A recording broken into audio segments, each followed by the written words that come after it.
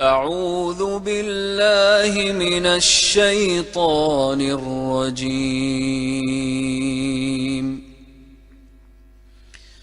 بسم الله الرحمن الرحيم.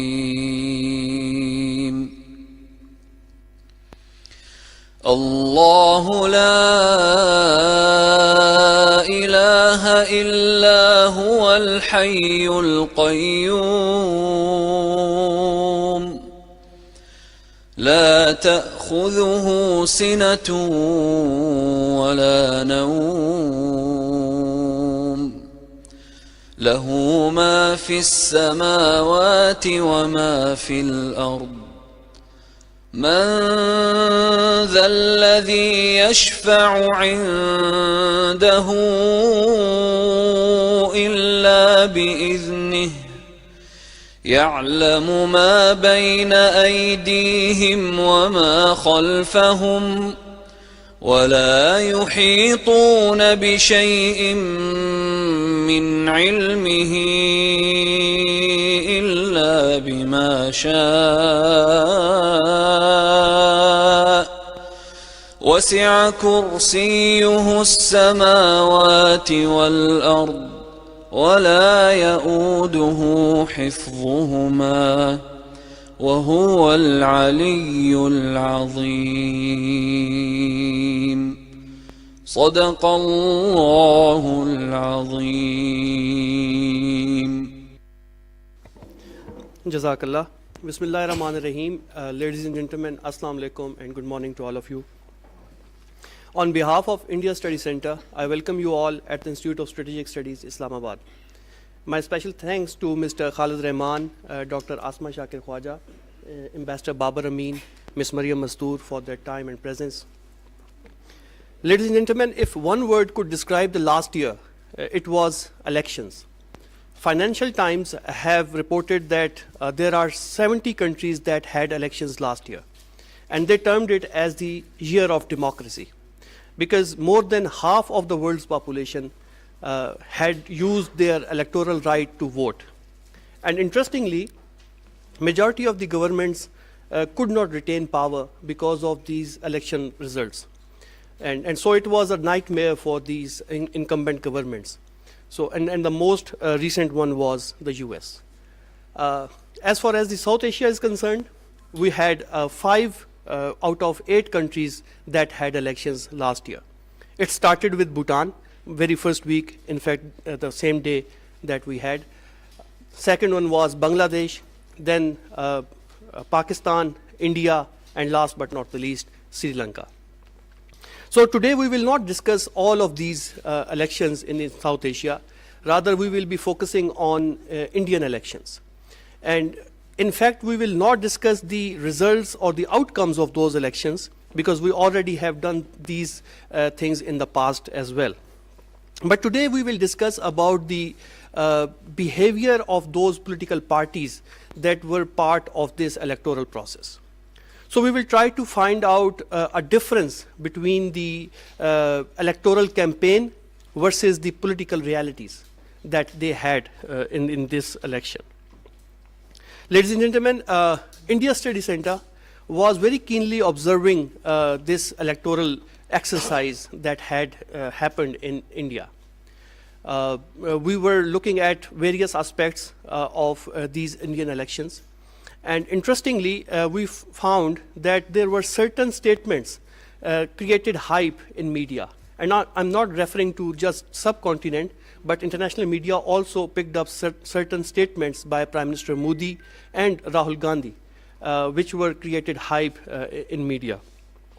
So soon after the election results, we thought that let's have a very systematic research on the political dynamics and not just the political dynamics, but also the political behavior of leading political parties who were part of this election process. And we chose basically 2 political parties, BJP and Congress. There are many other parties, but we focused on these political parties because of certain reasons. First, these 2 political parties accumulatively combined make around 65% of today's Lok Sabha, They are around 340 seats combined they have. Second rationale was that these two political parties are the leading contenders, and they are basically affecting the overall political environment or the landscape of India. And the third reason was that these two political parties are leading their respective political alliances against each other. So we took these two political parties as a case study. And then we also had several issues that we could discuss. It could be economy, social issues, and many others. But as a variable, we basically focused on 5 variables. And this included religion, caste, dynastic politics, wealth, and RSS affiliation. Because we believe that these 5 variables had direct impact not only on the society, but also on the politics of India. My second point of happiness today is that this report that we are going to launch is not a reproduction of the existing knowledge. Rather, this report basically provides you or generates a new set of data that actually could be leading towards more future research, and definitely we will expand this research as well. So scholars, students, journalists, and academics who are working on domestic politics of India, who are working on the political parties of India or the leadership behavior, can use this set of information as a reference point. My special thanks to Ms. Mahin Shafiq and Usama Hamid, because they were the ones who actually did a very dedicated work to collect the entire information and systematically made that possible to create a very good report as well. Ladies and gentlemen, I also want to request all of you to please scan the QR code that is now available on the screen. Waleed?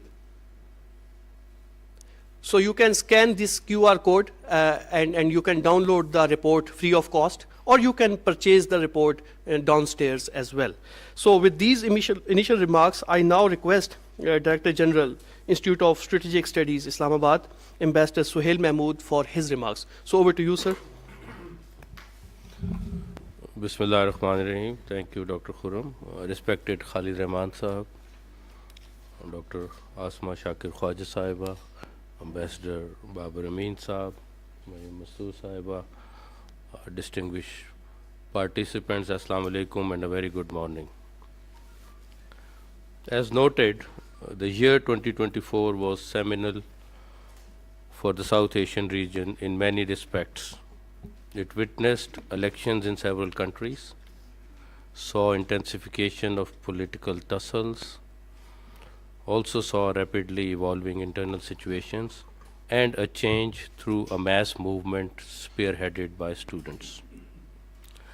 The elections for the 18th Lok Sabha in India were particularly noteworthy for 3 reasons. Firstly, this was the biggest electoral exercise worldwide, held from April 19th to June 1st, 2024, and spanning over 7 phases. It was also the longest election in Indian history. Over 969 million people were eligible to vote out of India's total population of around 1.4 billion people. Secondly, to mobilize its vote bank, the incumbent BJP again adopted aggressive campaigning strategies. Its central slogan of Ab ki baar 400 paar reflected the party's ambition to win more than 400 of the 543 Lok Sabha seats. This slogan was a virtual rallying cry aimed both at re-energizing its supporters and exuding extreme confidence about securing a supermajority. The purported aim behind this target of 400 was to change the constitution to suit the RSS BJP's ideological preferences if possible. However, the BJP's actual performance turned out to be a mixed bag. They won 240 seats, down from 303 in 2019, which was an indication that the party's dominance was finally being challenged. It should nonetheless be noted that the BJP did make some marginal gains in the south, which was also unprecedented. The opposition alliance, known as India, cumulatively secured 234 seats. The Indian National Congress marked a significant resurgence by winning 99 seats and gaining official opposition status for the first time in a decade. This outcome reflected, among other things, an accentuating ideological battle in Indian politics and illustrated that the electorate was becoming relatively more responsive to the opposition's narrative and electoral messaging. Thirdly, notwithstanding all the protestations about it being the world's largest democracy and the Modi regime incredibly claiming India to be the mother of democracy, the election showed that India continued to sink deeper into profound socio-political inequalities stemming, among other things, from the ages-old oppressive caste system and class stratification. The BJP strategically utilized temple politics as a prominent aspect of its election campaign, particularly in the context of the Ram Mandir in Ayodhya, built over the ruins of the historic Babri Mosque.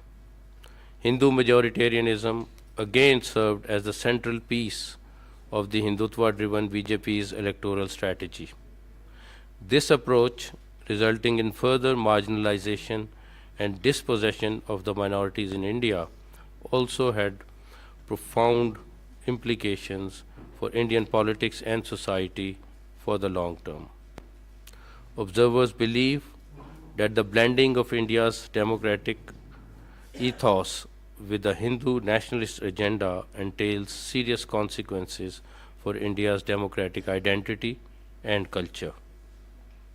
It not only undermines the foundational principle of secularism, but also, as scholars argue, contributes to India's transformation into an ethnic or illiberal democracy. The renowned Swedish VDEM Institute has classified India as an electoral autocracy, indicating a significant decline in democratic freedoms since the BJP came to power this time around in 2014. For political parties in South Asia and in the world, it is not uncommon to accuse one another of elitism and anti-republicanism, or of seizing power by any means necessary while favoring select interest groups in their legislative agendas. During the 18th Lok Sabha election in 2024, this dynamic was again at play between the governing BJP and the leading opposition party, the Indian National Congress.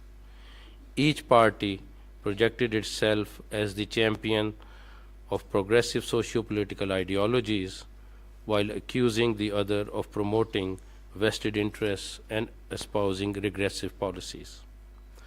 To more deeply understand these claims and counterclaims, it was important to analyze the party dynamics of the BJP and Congress based on several key variables, including caste, religious affiliation, wealth status, and familial roots in politics.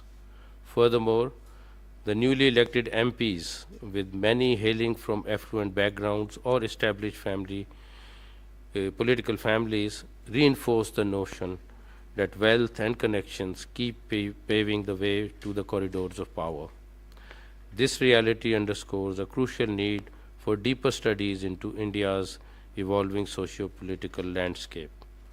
This special study being unveiled today, conducted by Dr. Khurram Abbas, Ms. Maheen Shafiq, and Mr. Osama Hamid at the India Study Center, provides valuable insights into these dynamics.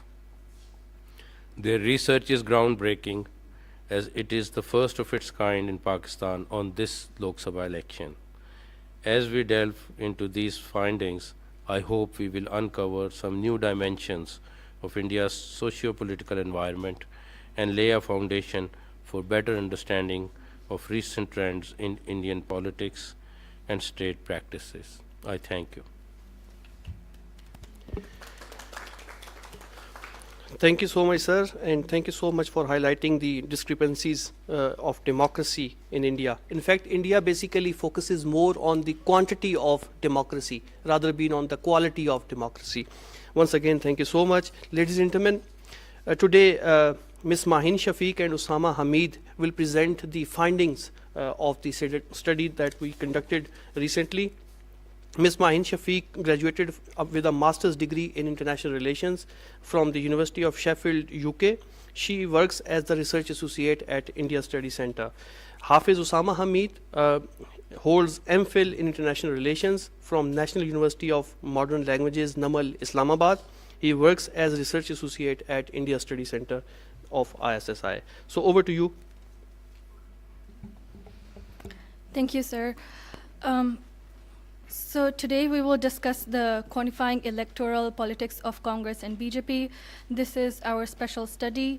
We collected data on 240 members of parliament from BJP and 99 members of parliament from Indian National Congress. We looked into their wealth status, dynastic political background, their religion, their caste, and lastly, how many members of parliament are affiliated with RSS in BJP. Looking at the wealth and dynastic political background, we divided the wealth status into 4 tiers. We found from our study that members of Indian parliament are not from the lower class or even from the middle class. Majority of the member of the parliament are from either from upper class and from middle class. So we divided that into 4 tiers. Tier 1 discusses the upper middle class, Tier 2 is the lower upper class, Tier 3 is the middle upper class, and Tier 4 is the upper class. Looking at these dynamics, firstly, the Tier 1 is basically people who hold wealth between 1 lakh till 20 crore. And we found that in BJP, there are 178 members who hold this wealth, and there are 72 members of the parliament who hold wealth up to 20 crore. We found that majority of the members of parliament in this category held wealth between 1 to 5 crore. Next, we looked into Tier 2, which is the lower upper class. And in lower upper class, we saw that there were 29 members of BJP and 15 members of the Indian National Congress. We saw that majority of these members of parliament held assets between 21 crore till 30 crore. Next is the Tier 3, which is the middle upper class. In this class, we saw that 14 members of the parliament held assets between 51 crore till 80 crore, and about 8 members of the parliament held assets from Indian National Congress held assets between 51 to 80 crore. It is noteworthy that 7 out of these 14 members from the BJP held assets between 61 crore till 70 crores. Last year is the upper class. We saw that 19 members of BJP were from the Tier 4, from the upper class, as opposed to 14 Tier 4 candidates, members of the parliament in the Indian National Congress. So as we move higher up in the tiers, the number of people decline. So this was our analysis. We saw that while BJP and Congress both garnered vote from the lower classes and lower middle class, but majority of their members, as displayed here, were from the upper classes or upper middle class. Whereas we saw that BJP, majority of the members of parliament in the BJP were from the middle class, whereas Congress had a cross-class composition. In terms of billionaires, we saw that BJP had 17 billionaires as opposed to Congress that had 3 billionaires. We saw that the lowest wealth status in BJP was 6 lakh, and in Congress, the lowest wealth status was 21 lakhs. And highest assets were of 1,241 crores. And in Congress, we saw that the highest assets were 342 crores. So here we see that number of billionaires in BJP are more than the Congress, indicating that overall BJP has wealthier MPs. These are people from industrialist background, business backgrounds, and some of them are also from royal background. So from this, we concluded that BJP is an elitist party as opposed to Congress, which is a semi-elitist party. So this debunks the myth that Congress is an elitist party with an upper class philosophy. Moving on to the second aspect that we looked into, majority of this time we have seen, even during this election, that BJP and Prime Minister Narendra Modi have been very vocal critic of Congress's dynastic politics and alleged nepotism. We looked into the background, political and dynastic background of members of parliament from Indian National Congress and from the BJP, and we found that about 40 members of parliament from the Indian National Congress had dynastic political backgrounds, meaning either their siblings, their spouses, their parents were part of politics prior to them. As opposed to BJP, we found that there were 54 members who had dynastic political backgrounds. As opposed to this, we saw that 59 members of Indian National Congress did not have a political dynastic background, as opposed to 186 members from the BJP. But if we put this into perspective of a pie chart, if we look at the percentages, we found out that almost half of the Congress members had dynastic political background, as opposed to a quarter of BJP MPs who had dynastic political backgrounds. We saw that this is usually, BJP usually criticizes Congress, and its criticism is rooted in the belief that Congress concentrates powers in selected few parties. We saw that BJP's criticism was valid because they do hold power into select few families, which is Nehru and Gandhi family. If we look at this family chart, we saw that Jawaharlal Nehru was the first India's first prime minister, followed by Indira Gandhi, followed by Rajiv Gandhi, and now we see that Rahul Gandhi is also part of politics. Moving on, we saw that 40% of Congress's MPs hail from political background, as opposed to 23% of BJP MPs who held political background. Here is a table depicting this into percentages, and that is how we reached our conclusion. But it is also important to note, at the same time, we cannot assert that BJP members do not have a political background. Some of them do have a political background. Additionally, we saw that BJP MPs hail from royal families as well. Here are a few examples of BJP members who have royal backgrounds. For example, Yaduvar Vadiyar, who was from Vadiyar dynasty. We saw there were royals from Odisha. We saw royals from Tripura East and Bonsal dynasty. But there's Congress also has a few royal members. But we saw that in Congress, we saw that BJP, we saw that Rahul Gandhi had only 20 crore. This identifies that having dynastic political background does not mean that the member of the parliament is wealthy. As opposed to, we saw Amit Shah from BJP, who does not have a dynastic political background, but he holds wealth of 65 crore, and his assets are basically in Reliance Industry, Tata, Hindustan Livers, and Unilever, and Suzuki. As opposed to, we saw Naveen Jindal, who's a business tycoon. He was initially a member of Congress, but recently shifted to BJP, and he holds assets of 1,241 crore.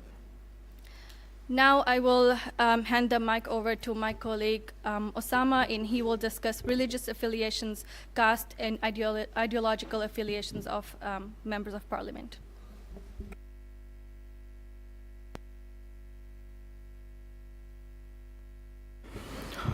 Thank you, Ms. Mahin. So the next three variables which we are going to discuss here and which we have elaborated in our research are religious background of the Congress and BJP MPs, their caste and their ideological affiliation of the BJP. This is an intra-BJP comparison, the comparison between the MPs of BJP, whether they belong to RSS or not. So first, coming to their religious affiliations, we find that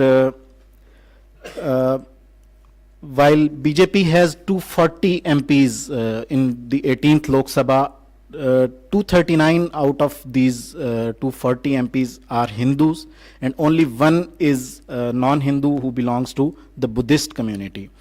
As opposed to that, Congress has 75 out of its 99 members. Congress has 75 members from Hindu background, 7 are Muslims, 6 are from Sikh background, 9 are Christians, and 2 are Buddhist, 2 have a Buddhist familial background. So this leads us to conclude that due to the shrinking space for minorities in the country and due to the expanding majoritarianism in the country, we come to the conclusion that religious diversity is non-existent in the ruling party. It has no MP from Sikh background, no MP from Muslim background, no MP from Buddhist background, and no MP from Christian background. While Congress is better in accommodating religious minorities, it also lacks the ratio of its non-Hindu representatives according to the population size of religious minorities. For example, Muslims are the largest minority in India, and according to their ratio, the ratio of their population, there should be around 80 MPs in Lok Sabha, but we come to know that Congress gave tickets to only 19 Muslim candidates, out of which 7 managed to reach Lok Sabha this year. This is partly because of the expanding majoritarianism, and Congress, where secular forces like Congress who claim to be secular, they also face criticism for like the parties like BJP. They call them they tag them the appeasers of minority. They call them that they are appeasing minorities, and that is why they also revert to an approach of soft Hindutva, and they also feel easy to accommodate Hindus rather than other minorities. So population-wise, minorities are not being accommodative. This leads this results into shrinking political space, which we have been seeing in the country. Unfavorable legislation. In the last term, we have seen that there were amendments, there were constitutional steps taken like Citizen Amendment Act, National Register for Citizenship, and in this parliament we have already witnessed a new initiative by the BJP government, that is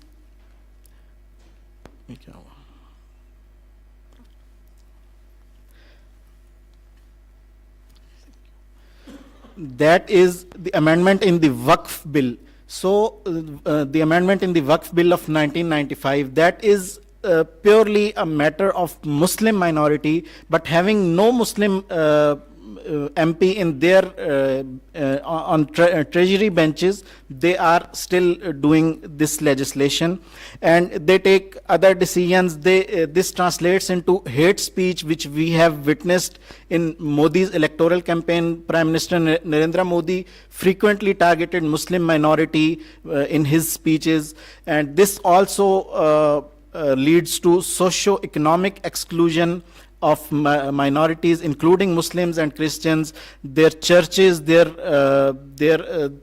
mosques, their churches, they are vandalized. There are instances of bulldozer justice, which we are witnessing in many states. So this is also part of the political underrepresentation and political disenfranchisement.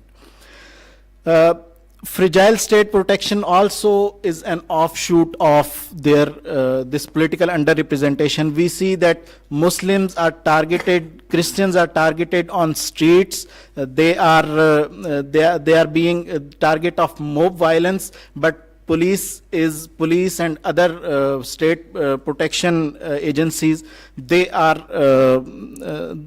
feel no worries. They do not protect them. They are also so the next comes the caste dynamics. We find that while Indian society is divided into caste dynamics, we find that 121 of the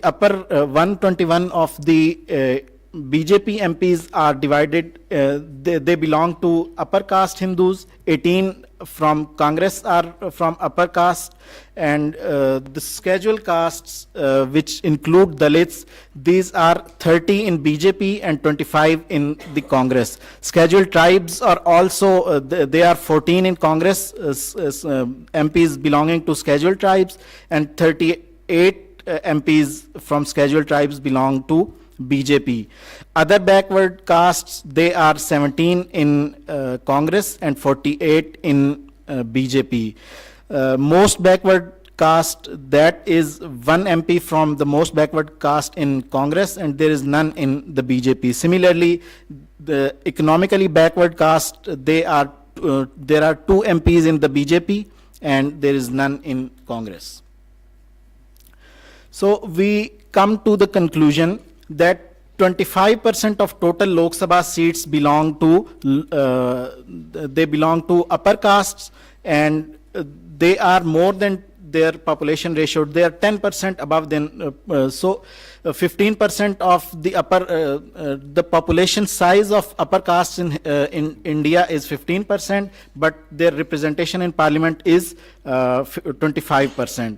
Similarly, despite recent outreach to lower caste, BJP has made multiple tries to reach out to lower castes, but upper caste still dominate the BJP, and lower caste have little attraction toward BJP. Government, these upper castes, they come to the parliament, they make policies and decisions and legislation, and they are there to protect and advance their economic and socio-political interests, which we have been witnessing in form of Adani and Ambani group and other industrialist groups and other media groups. They are also they all belong to the upper caste, Brahmins and other castes. Similarly, Dalit voters, in this election, we have witnessed that Dalit scheduled castes, they voted for Congress despite the attempts that BJP made to portray Indian National Congress as an anti-lower caste party. In some constituencies, including in UP and in Assam, we have seen that deprived communities, including lower castes and Muslims, they come closer to each other. They made alliances to defeat the BJP. That was most witnessed in Faizabad constituency, where where there is a Ram temple in Ayodhya. We came to know that there were only 14% Muslims there in that constituency of Faizabad, but still they managed to defeat the BJP candidate with the help of Dalit voters. So an alliance of the deprived communities is coming to an existence and in future we can see more mature form of these alliances of the deprived. This also leads us to the answer of the question that why BJP is reluctant to conduct a countrywide caste census. We have seen that Bihar state of India had conducted a caste census in its state, in its territory, and after that there is a pressure from many opposition parties, including Congress and other parties. Congress also made this part of its electoral manifesto that there should be a countrywide there should be a countrywide caste census which would help us know that how many castes are there in India and what is their population of what is their ratio of population, and this would help to delineate economic resources and other opportunities. But because BJP is already preoccupied with upper castes, so these upper castes are reluctant to conduct any such census which would harm their privileges and their opportunities. Next was an intra-BJP criteria in which we checked that out of 240 MPs of the Congress the BJP, there are 36 who have a formal relationship, formal ideological affiliation with the RSS, while the other 204 MPs have no ideological affiliation. They are coming from other political backgrounds, or they keep on changing parties, or they are from royal families. So these 36 MPs, they are hardcore RSS worker. They include Prime Minister Modi, they include Amit Shah and other such influential leaders. So this also implies that although they are very little in number, they are just 36, but they are all dominating the party. They are holding key positions, they are holding key government positions at key decision-making positions, and which we call the kitchen cabinet of Prime Minister Modi, that is Prime Minister Amit Shah, Narendra Modi, Rajnath Singh, their external affairs minister, and similarly some other ministers. They are all from the RSS background. 11 of total 30 union ministers are formal RSS affiliates. Through these RSS affiliates, RSS tries to influence and focuses education, culture, information, and science and technology ministries to advance its ideological agenda. So they are ideologically trained in the RSS tier since their early childhood, and they come to a level where they can influence and they can make they can set direction of the country where they want to. So these were the findings of our report. Thank you. Thank you so much, Maheen and Osama. I think you have very aptly described the overall findings of the study. So you will find out that how elite has captured the Lok Sabha, whether it is the caste system or whether it is the wealth as well. And also he highlighted a very interesting point about the bulldozer. You know, in India, if you want to join politics, you just need two things: bulldozer and a camera that can capture that video footage of vandalizing the properties of Muslims, and you will become sensation within a night. With this, now I request our first speaker, Ms. Maryam Mastoor, to speak on the report as well as on the Indian domestic politics. Ms. Maryam Mastoor is a research fellow at Institute of Regional Studies. Ms. Maryam Mastoor holds MPhil in International Relations, and she has worked on wide range of topics from political to social issues related to South Asia. Currently, she is working on right-wing extremism in India. So, Ms. Maryam Mastoor, your point of view about the report as well as your point of view on the domestic politics of India. Thank you, Khurram Sahab. First of all, I would like to congratulate Ms. Maheen Shafiq, Mr. Osama Hamid Sahab, and Dr. Khurram Abbas Sahab for enlightening us with a very pertinent study on 18th Lok Sabha of India. It's a commendable initiative, and I think it's a good trend for think tanks also to disseminate studies and to generate debate and deliberations on the basis of those studies. So regarding the study, I would first share my reflections with you. As Ms. Maheen has also highlighted, I found this study also as a myth buster. The BJP projects itself as a representative party of the lower strata of India, the grassroots level people of India. Chai wala heading BJP, chai wala is heading India. But in reality, it's totally different. With this representation, people like us and people in India fall a prey to a perception that BJP is basically the party of the lower caste groups or the minorities also. But as the study has highlighted, that it's an elitist party, and we are told that the number of billionaire MPs in BJP is 17 in comparison with Congress, which has just 3. And they're not just MPs who are billionaires in BJP, it is also supported by billionaires.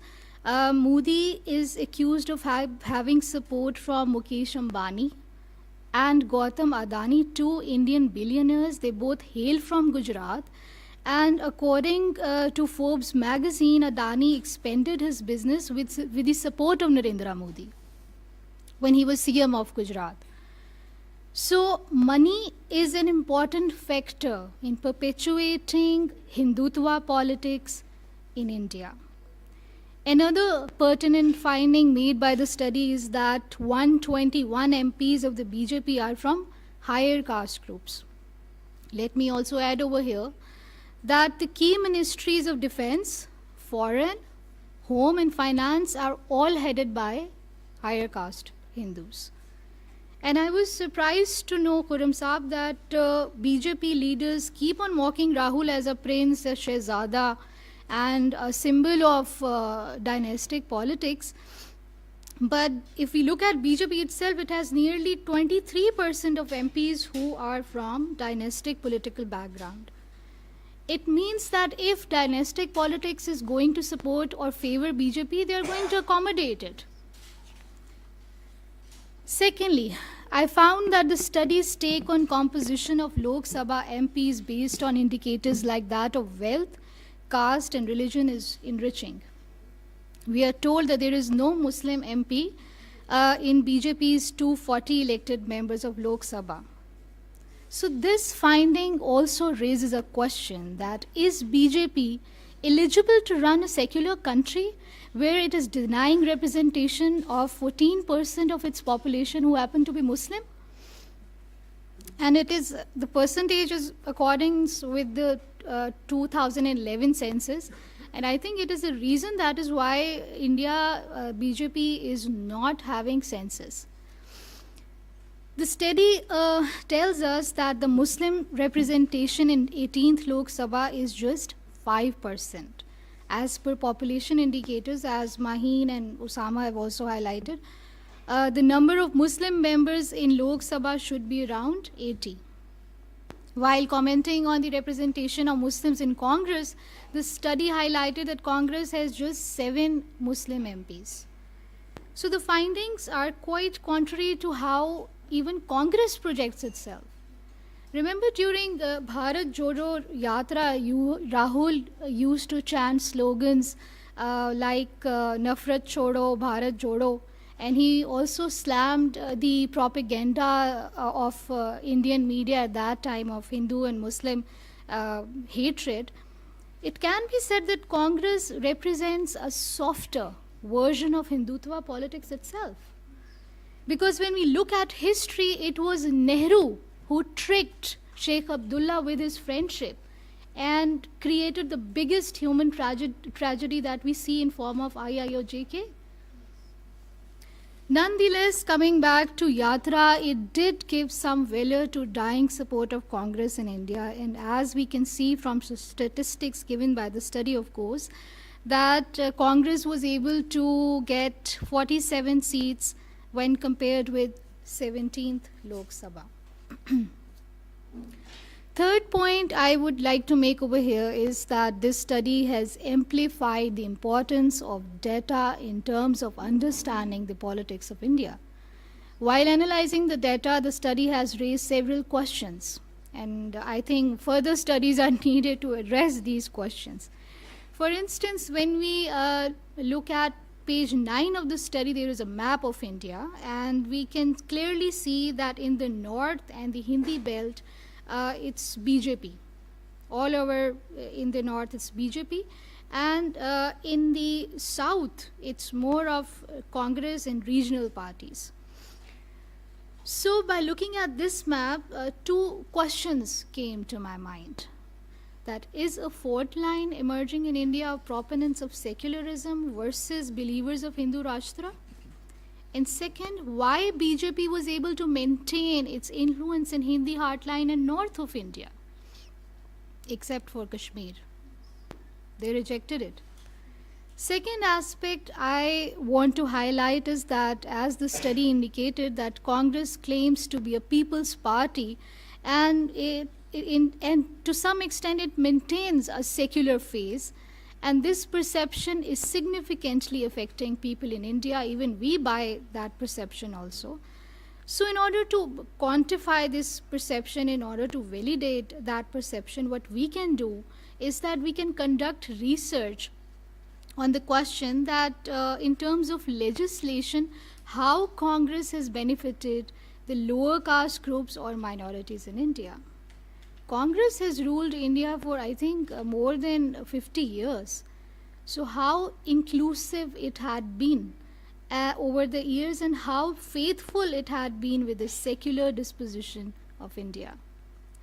Therefore, the main question that appears over here is that, is India ever ruled by a secular party?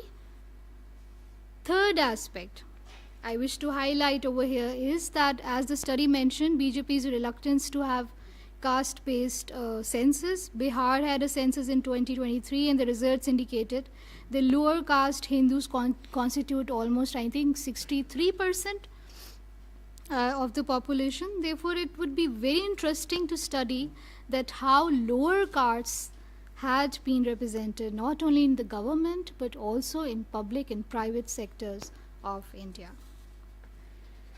So these were my few observations and questions that came to my mind while going through this study. Of course, by looking at the data, the study indeed is thought-provoking. And in the end, I would just like to say that this study is a great initiative, and studies that like these need to be continued. But one thing I would like to mention over here, that the title of the study is slightly misleading. Quantification of electoral politics of Congress and BJP doesn't correspond with the content that was provided.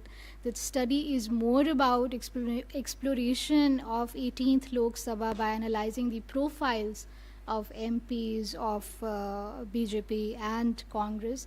Therefore, I think it needs to be adjusted a little bit. When we talk of electoral politics of India, it has many facets, like how polarization is being done in India, how delimitation exercises were conducted. For instance, in Jammu and Kashmir, seats were increased. In Jammu, from 37, 43 seats were introduced. How media is being controlled, how institutional integrity, like that of the Office of Election Commission, is being compromised in order to win votes. And BJP is also using quota system to win votes. ST and SC status are also being given to the groups who BJP thinks is going to favor them in winning votes. So there are many facets of electoral politics on which we can conduct research, and data analysis can make our research more credible. With these observations about this study, once again, I would like to congratulate all of you. It's a commendable effort. I think we also need to imitate that. And it's a great initiative, and I look forward to hear from the experts around the table. Thank you very much. Thank you so much, Mariam. You have done a very interesting, you termed it as a myth buster. And also you mentioned about the corporate and politics nexus. There is a phrase saying that Hindustan को चार लोग चलाते हैं, दो खरीदते हैं, दो बेचते हैं, और चारों गुजरात से हैं. With this, now I request our next speaker, Dr. Asma Shakir Khwaja. Dr. Asma Shakir Khwaja is the author of highly acclaimed book, Shaking Hands with the Clenched Fists, the Grand Trunk Road to Confidence Building Measures between Pakistan and India. Her distinguished career in academia includes more than 2 decades long teaching, research, and administrative experience. She is currently Executive Director of Center for International Strategic Studies, Azad Jammu and Kashmir. So Dr. Asma Shakir Khwaja, what are your views on the report and overall the dynamics of India? Over to you, ma'am. Thank you so much, Dr. Khurram. It is always a pleasure to be part of India Study Center's initiatives and activities. And let me acknowledge that since the beginning of our think tank, Center for International Strategic Studies, Azad Jammu and Kashmir, I always try to convince my researchers that the biggest flaw of research in social sciences in Pakistan is the lack of statistical and quantifiable analysis. So I would like to highly appreciate this initiative, and thank you so much for setting the example for all other researchers working in social sciences to take benefit from this idea and this methodology and make their research more credible and more authentic for international reader as well. So let me congratulate you, Maheen, Usama, whole ISS, for taking lead again as usual in this setting a new trend and a very important trend in Pakistan. This study, when I was reading this study, it reminded me of Dhoref Rathe, because I read, I used to listen to him as well, I'm his fan, but I read that opposition, in India there was an article that opposition parties really fought well BJP, and here by opposition party we mean Dhoref Rathe. It means the value of quantifiable studies and the content supported by quantification and empirical evidences is that much strong, and that's true. जितना BJP को धोरव राठे ने नुकसान पहुंचाया और अब की बार 400 पार को एक ख्वाब बना दिया, उसकी अहमियत और उसके इम्पैक्ट से इनकार नहीं किया जा सकता. So I was really glad that this such study is coming from Pakistan and from the institute जिसकी तरफ हम सब देखते हैं to learn and to grow as the critical discourse in Pakistan. So the quantitative analysis provided a deeper analysis into the complexities of electoral politics in India. Yes, electoral politics is complex. Electoral politics is rooted in domestic and foreign policies of any country and society. And that is why in contemporary electoral politics and elections, we always hear that country influenced, that a foreign country influenced the elections in our country. So this is how electoral politics is no more a domestic agenda. It has become a foreign agenda because it has an international impact. Just like the news of the Indian origin Canadian replacing, hopefully, Indians are hoping for it, Trudeau after his resignation. So that is why we have to see that it is really important to analyze and deeply critically analyze the electoral politics of our neighboring states. And India definitely, our foreign and defense policies try to manage India as an arch rival of Pakistan. So this study is really, really important in that regard as well. And as I said, its methodological approach makes it usable for people from all segments of society. This data-driven examination talked about the quality and quantity of democracy at the same time. Otherwise, जब हम research international level पे होने वाली research को reproduce करते हैं तो हम qualitative analysis को भूल जाते हैं. And as you rightly mentioned about VDAM, the varieties of democracy, an initiative, a Swedish initiative, which is a consortium of Western universities, including USA, and I have the honor to be there, one of their founding members. And जब ये report आनी थी India को, जब उन्होंने declare किया electoral autocracy, so उससे एक महीना पहले they deleted my picture and name from their website to save me from the trolls of RSS fanatics. But unfortunately, कहीं उस VDAM ने underestimate किया the power of Indian Raw, and unki disinfo lab find out that I work with VDAM, and then they had whole Twitter thread के कैसे पाकिस्तान ने VDAM को influence किया है और हमने इंडिया को इलेक्टोरल ऑटोक्रेसी डिक्लेयर कराया है. It is, I thought that it is too good if they think that Pakistan is that powerful and our academicians are that much influential and they can create an international discourse about India जिस पे India ने अपना पूरा soft image build किया हुआ है. So, Baharhal, VDAM talked about the quality of democracy. So, that is why they have created that measurement scale in which they see that if that democracy is actually original and it is actually democracy, because people in the third world or most of the parts of the world, they think that electoral process is democracy. No, electoral process is only one small part of democracy. Democracy is a whole set of values. And जब हम India को देखते हैं, we find electoral politics, but we don't find that set of values. Yesterday, while speaking to my research team, I told them that when there is actually a democracy or democratic state, there are no sense of deprivation or very minimum level of deprivation.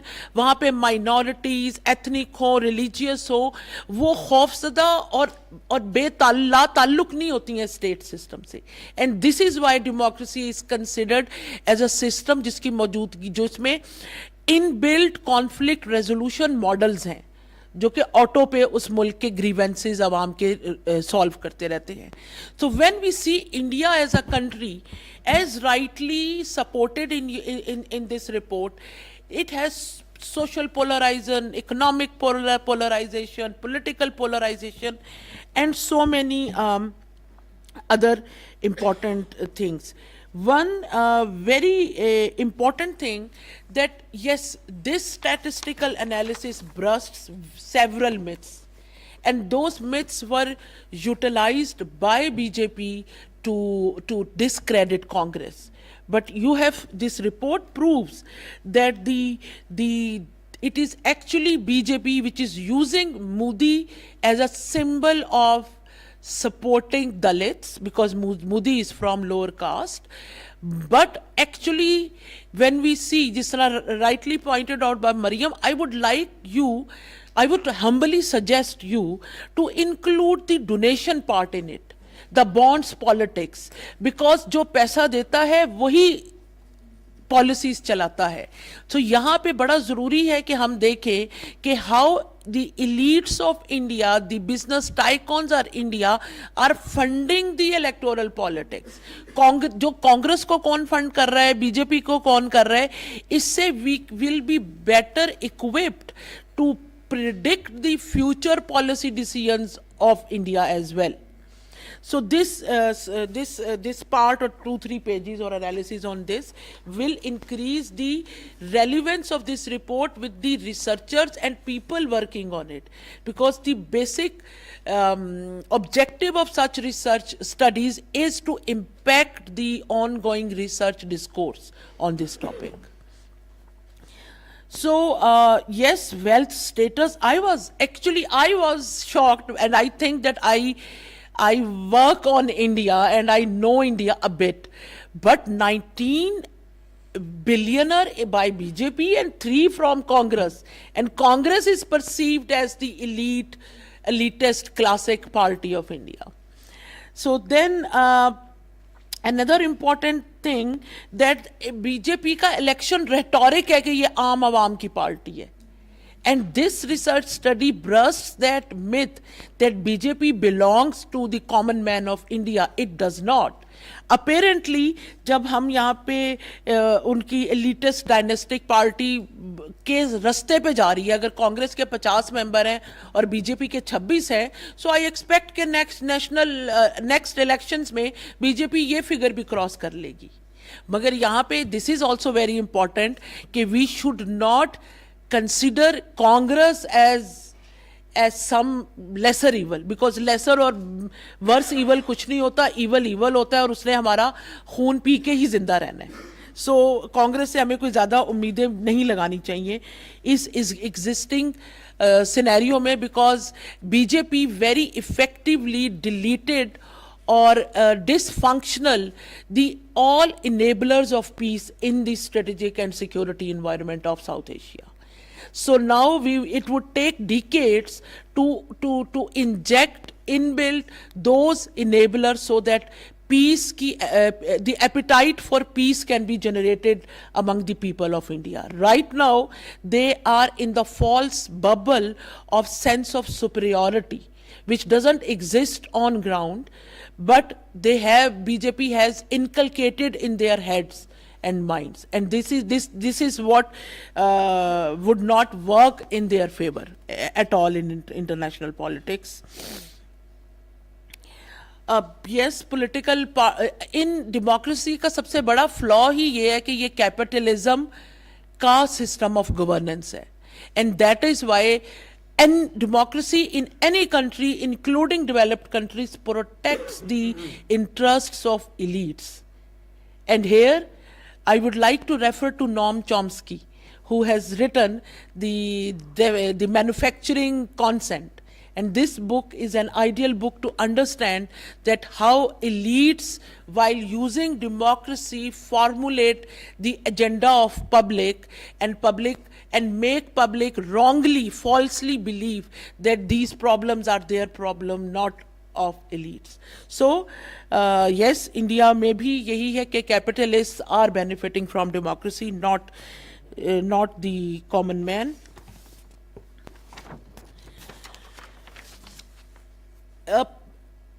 This हम ये subjectively लिखते हैं कि minorities are in danger in India, but quantification नहीं करते. And now this data set provides the exact accurate quantification that हो रही है, subjective हो रही है, but how? So this I really like this how you highlighted by using data the systematic exclusion of at politically economic sphere में, social sphere में, how they have been systematically excluded in Indian politics. And as I said, enablers को miss करना था तो minority voices को भी inaudible बनाना ज़रूरी था इंडिया के larger democratic या electoral landscape में. Caste based inequalities ज़्यादा grim हो गई हैं इंडिया में, yes, that is true, but caste based inequalities were always there as stated in such a report. And I always say that अगर ये inequalities or polarization or looking at others as inferiors ना exist करता तो to nation theory भी ना बनती.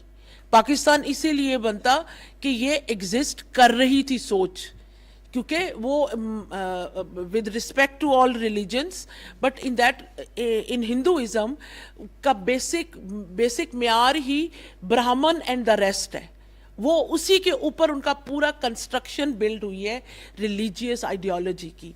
So everyone like they सो इस ये आपको जब ऐसी पार्टी जो हिंदुत्व को यूज़ कर रही है उसके काम में और उसकी चीज़ों में नज़र आएगी. Here I would like at the end I would like to suggest two things. Number one, recently, Khurram, we have launched our YouTube channel, and I direct my team कि हमारा फर्स्ट इंटरव्यू इस report पे आप doctor Khurram का करें, to be shared on our social media so that we can help in disseminating this narrative across the globe, especially when our not so friends are watching us that closely. So Khurram का interview ज़रूर इस पे होगा. And दूसरा, we can conduct a joint study on the elections of in illegally Indian occupied Jammu and Kashmir. So we can decipher that what India tried to gain with systematic election management by increasing, decreasing seats, Hindu Muslim ki percentage change karke. And recently we were really worried when there were news or rumors that India is going to change the name of Jammu and Kashmir, and that would be detrimental for the identity of Kashmiris and indigenous people. So we can start a collaboration by starting this collaborative research studies and your interview. Thank you so much for this opportunity, and I again congratulate Maheen and Osama and Dr. Khurram for this excellent report and for enriching the research data reports coming from Pakistan, enriching the quality of those reports. Thank you so much. Thank you so much, Dr. Asma, and thank you so much for your suggestions as well. I can imagine the trolling on social media, because I read a report where they were saying that RSS has full-time 900,000 persons who work on their social media for 24/7, and they have created WhatsApp universities as well to educate their version of Hindutva to masses. Thank you so much once again. And now I request our next speaker, Ambassador Babar Amin. Ambassador Babar Amin is the former diplomat and holds more than 3 decades long devoted affiliation with Foreign Service of Pakistan. He has served as Deputy High Commissioner at the High Commission for Pakistan, New Delhi, and a High Commissioner for Pakistan in Australia, and Additional Secretary, National Coordinator for SCO, Ministry of Foreign Affairs, Islamabad. Sir, over to you. Bismillah ar-Rahman ar-Rahim. Ambassador Sohail Mahmood, fellow panelists, distinguished participants. At the outset, I would like to commend Dr. Khurram Abbas, Ms. Maheen Shafiq, and Hafiz Osama Hamid for conducting a comprehensive analysis of the socio-political and socio-economic dynamics within the India's 2 biggest political parties, the Bharatiya Janata Party, BJP, and the Indian National Congress. The study investigates into various aspects of the 18th Lok Sabha, focusing on wealth status, dynastic politics, religious affiliation, caste, and the component of RSS within the BJP MPs. Ambassador Sohail Mahmood has in his foreword very rightly highlighted the serious need for such studies to better understand the evolving dynamics in the state and society in India, and I'll add, especially for the benefit of the audience in Pakistan. In this context, the report certainly succeeds in providing a broad overview of the Indian political landscape on the identified parameters with respect to its 2 major political parties. The use of graphs, tables, and quantitative breakdowns effectively visualizes the disparities and trends, particularly in wealth distribution and caste representation. The side-by-side analysis of BJP and Congress on various metrics enhancing the the reader's ability to understand party-specific trends. This comparison underscores both parties' strengths and weaknesses in political representation. By highlighting the electoral marginalization of Muslims and other minorities, the report provides a valuable insight in the systemic exclusion in Indian politics and majoritarian tendencies of the contemporary governance in India. RSS factor.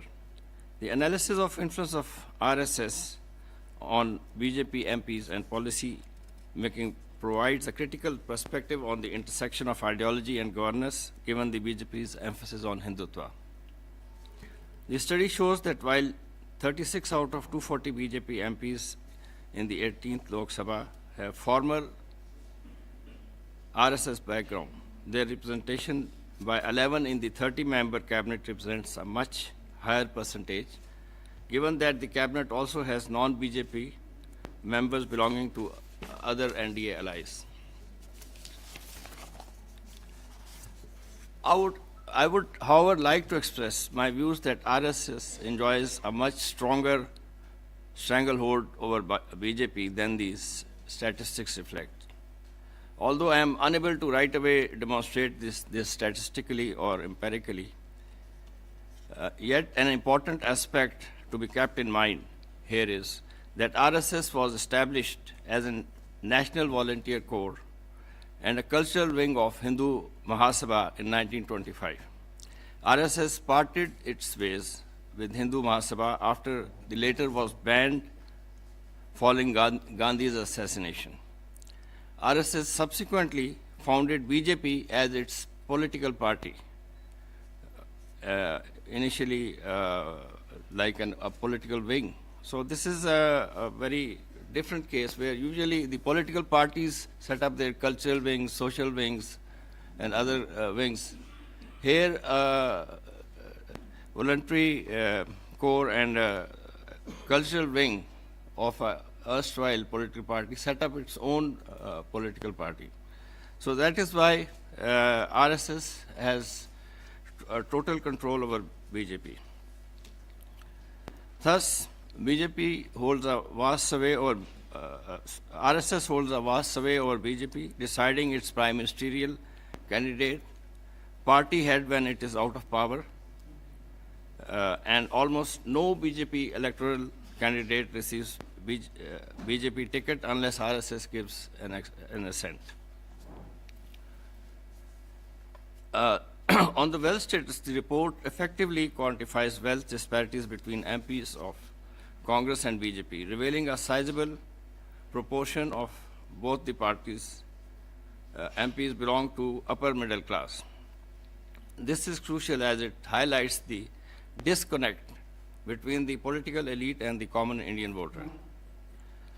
The report uncovers what may be surprising to many, that while BJP projects itself up as a party of the common people, a substantial percentage of its MPs belong to the upper middle and upper classes, even billionaires. Such disclosures provide important insight into the socio-economic divide within India's largest political parties. The wealth comparison, however, between the MPs does not sufficiently address the broader socio-economic context, such as how the wealth influences electoral outcomes or the extent to which the wealth is used to maintain political power. The study would benefit from a deeper analysis of wealth's role in political campaigning and vote bank dynamics. The wealth criteria of MPs indicates that BJP has much bigger percentage of upper class tier MPs than Congress, that is 19 against 4, whereas the other class tiers, the difference is in the range of between 2 to 3%. These statistics, however, do not reflect a more precise nature of funding differences between the two parties. Mega-rich people who generously participate in funding their favorite parties mostly prefer to stay out of contesting elections themselves. The statistics show that BJP has a much bigger funding source than Congress. BJP enjoys support of Ambani, Adani, and many other mega-rich business houses who do not contest elections. BJP received, according to the statistics released by the Reserve Bank of India, Indian rupees 6,061 crore between April 2019 to February 2024 from the electoral bonds scheme, which instantly was launched by BJP itself. And there are reports of large-scale intimidation by the enforcement division of the Indian government, where they would slap big businesses with penalties and charges of tax evasion or money laundering, and then when they would deposit a certain amount into the electoral bond favoring BJP, their cases were quashed and they were let scot-free. On the other hand, Congress only received Indian rupees 1,422 crore during the same period. Actually, even the Trinamool Congress, TMC, a regional party enjoying support mostly in West Bengal, got more funding than the Congress, amounting to Indian rupees 1,610 as compared to the Congress. 1,610 crores. Caste dynamics. The data quantifies the caste-based dynamics in Indian politics, showing that BJP has a disproportionate number of upper caste MPs. Over half of the BJP MPs are from the upper caste communities. This aligns with the BJP's Hindu nationalist agenda, as upper caste Hindus have historically been dominant in the Indian politics. The report emphasizes broader caste inclusion by the Congress, highlighting its stronger representation of Dalits, other backward classes, OBC, and the scheduled tribes, providing a more inclusive image of the party. Keeping the benchmark, the number of MPs from lower caste could, however, may be misleading, as it does not reflect the actual voting pattern of the lower caste voters. A crucial factor of BJP's success in the last 3 elections was due to the vast number of lower caste votes received by it. BJP has been successful in galvanizing the Hindutva sentiment across the board in Hindu population, in the wave that saw even lower caste and OBC voting for it, despite their ill treatment by the upper caste that dominates in the BJP.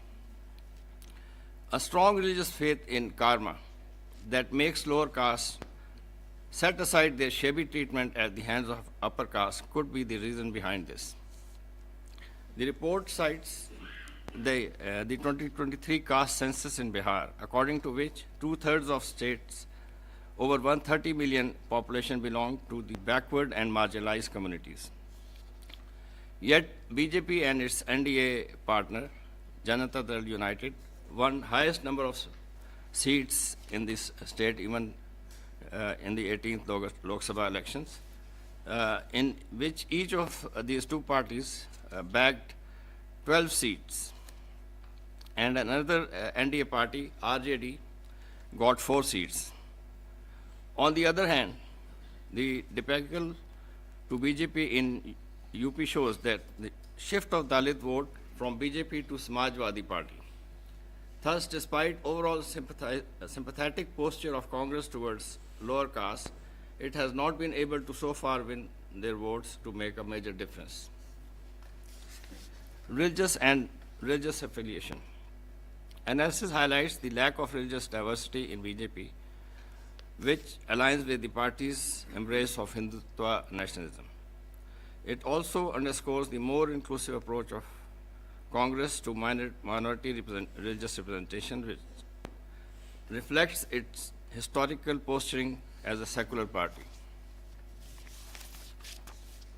Nonetheless, historically, Indian National Congress has had a long run of rule after India's independence, and though the amount of persecution of minorities may have been less in the Congress rule than the BJP tenures, yet little was done by Congress governments for socio-economic uplift of minorities. The minorities were therefore got enchanted with Congress.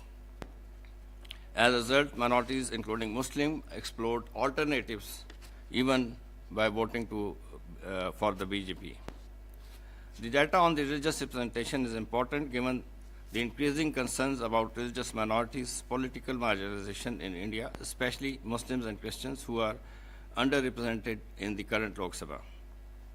The section of religious affiliation could investigate deeper into the political strategies each party uses to appeal to different religious communities, especially in the states of Uttar Pradesh, Bihar, Madhya Pradesh, and others, where religious identity heavily influences voting pattern. Dynastic politics. The focus on dynastic politics helped underline this connection between the political elite and average voter. This segment is crucial in undertaking the role of wealth in modern Indian elections, where both parties have substantial financial backing and elite connections.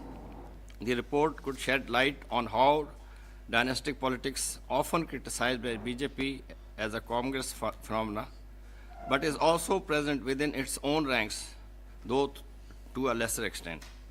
However, this is partially offset by the strong presence of mega elite and royalties within the BJP.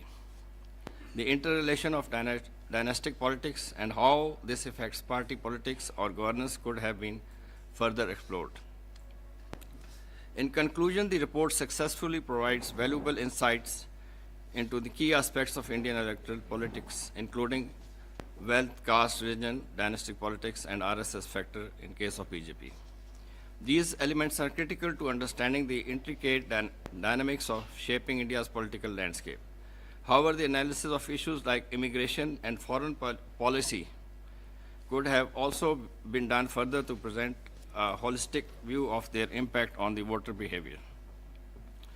Additionally, the absence of primary data due to understandable limits and the focus on the only two major political parties restricted the report's ability to capture the broader spectrum of political representation in India. While the report offers meaningful insights in the socio-economic and demographic composition of India's 18th Lok Sabha, further exploration of political strategies would enhance its comprehensiveness and utility. Although the report aims to maintain objectivity, its tone occasionally appears to be more critical of the BJP while being lenient towards Congress. A balanced critique of both parties, highlighting their respective strengths and shortcomings, would provide a more nuanced perspective for the general readers. Moreover, while the report focuses on the elected MPs, an analysis of the number of tickets granted by both parties based on identified parameters and the resulting election outcome could have added an intriguing dimension to this discussion. Overall, the report excels in leveraging scientific and statistical tools to analyze the 18th Lok Sabha election results. These insights can serve as a foundation for identifying policy interventions and shaping future strategies in Indian electoral politics. The report is an impressive beginning, and hopefully it will be emulated in the other studies as well. Thank you. Thank you very much. Thank you so much, sir, for your compliments as well as for your suggestions, which are duly noted. Our keynote address, our keynote speaker is Mr. Khalid Rahman. He is Chairman, Institute of Policy Studies. Mr. Khalid Rahman is currently serving as the Chairman, and he is of IPS, and he holds Masters in Economics. The main focus areas of his research work include international affairs, economy, governance and politics, religious education, and human development. He is also the editor-in-chief of Policy Perspectives, a peer review flagship journal of IPS. Over to you, sir. बिस्मिल्लाहिर्रहमानिर्रहीम. बहुत शुक्रिया जनाब सुहेल महमूद साहब कि एक बहुत ही अहम मौजू पे आपने सोचने का और बोलने का मौका फराहम किया,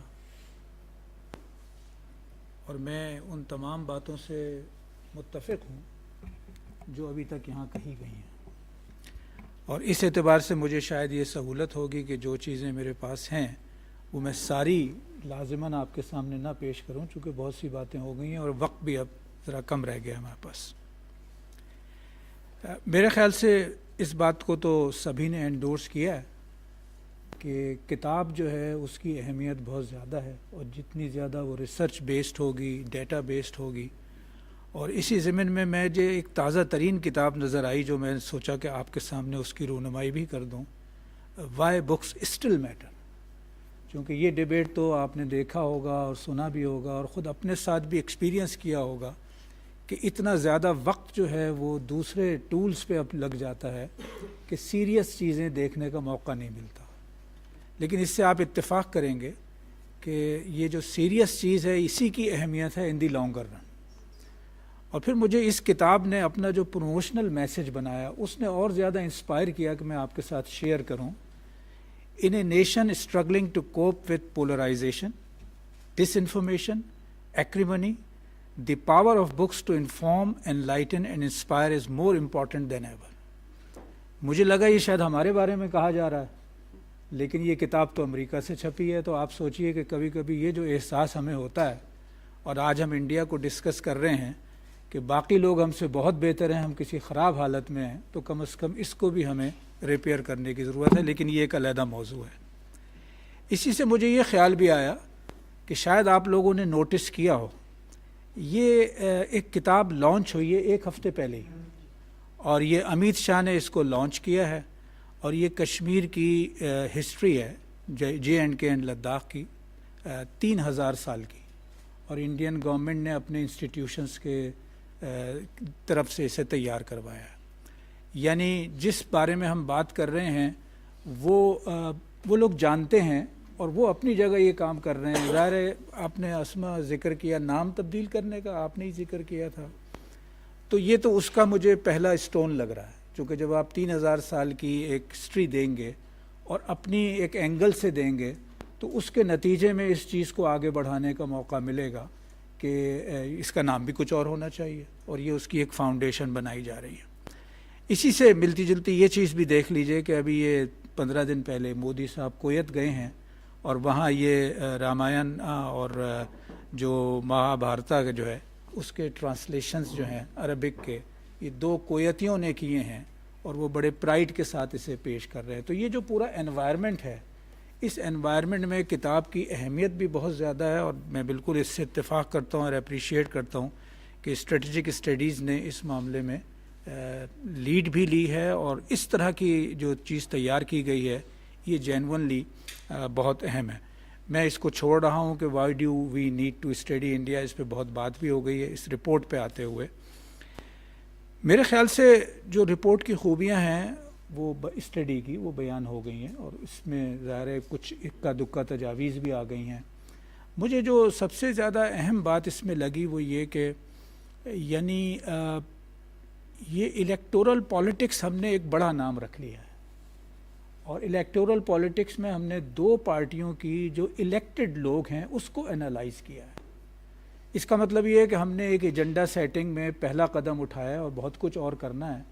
लेकिन इस पहले कदम में भी मेरा ख्याल है कि जिस चीज़ का इजाफा अगर हो सके आइंदा, क्योंकि आजकल तो PDF वर्जन में तो जब चाहें आप जितनी चाहें तब्दीलियाँ कर दें, तो वो कॉन्टेक्स्ट हाईलाइट होना चाहिए जिसमें इलेक्शन हुआ.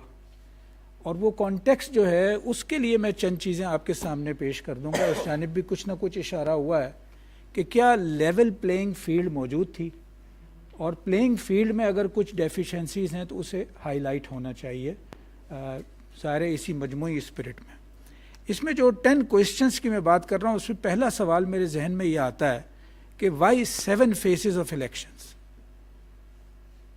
पहला जवाब और शॉर्ट आंसर तो ये है, और दुनिया में ये परसेप्शन की दुनिया है تو پرسیپشن یہی ہے کہ اتنا بڑا ملک ہے. آپ نے بتایا 969 ملین ووٹ ہیں, ایسا ہی 96 جی 969. اچھا تو یہ اتنے بڑی تعداد ہے, اتنا بڑا ملک ہے, پھر الیکشن کے مختلف رولز ہیں, مثلا یہی رول کہ آپ کا ایک پولنگ اسٹیشن جو ہے وہ اتنی بڑی آبادی کو کور کر سکتا ہے, اس سے زیادہ دور نہیں ہونا چاہیے اسے.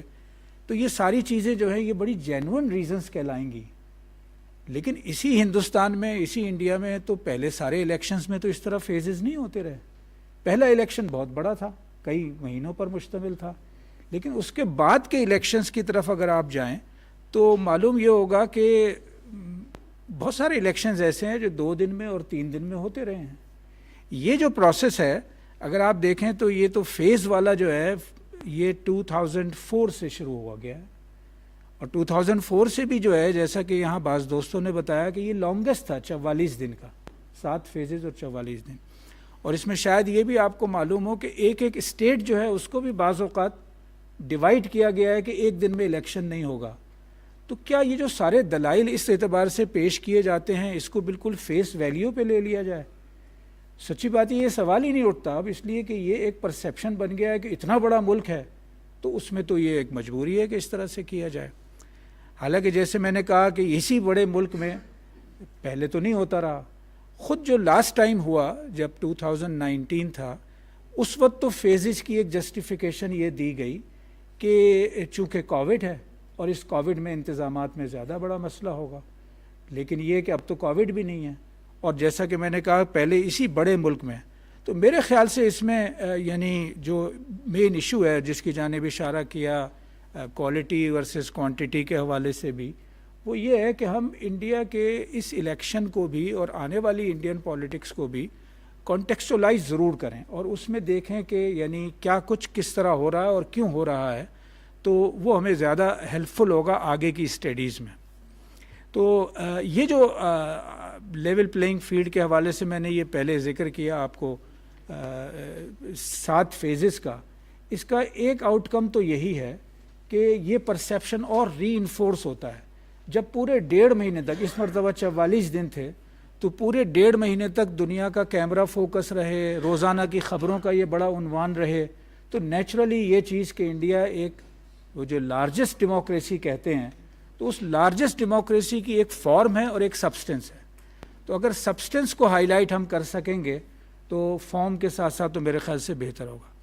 اب اس میں سب سے پہلی چیز جو پلینگ فیلڈ کے حوالے سے میں آپ کے سامنے رکھنا چاہ رہا ہوں, شاید آپ نے نوٹ کیا ہو, وہ یہ ہے کہ دسمبر میں انہوں نے الیکشن کمیشن کی جو نامینیشن ہے چیف الیکشن کمشنر کی اور باقی 2 ممبرز کی, اس کے لیے جو پروسیس تھا اسے چینج کیا ہے, اور چینج کر کے یہ کیا ہے کہ اب چیف جسٹس آف انڈیا اس کا پارٹ نہیں ہوگا, یا اس کا پارٹ ہوگا, اس کا پارٹ ہوگا, لیکن اس کے ساتھ ساتھ پرائم منسٹر اور اس کے ساتھ ساتھ ایک منسٹر کیبنٹ کا, یہ 2 لوگ ہوں گے.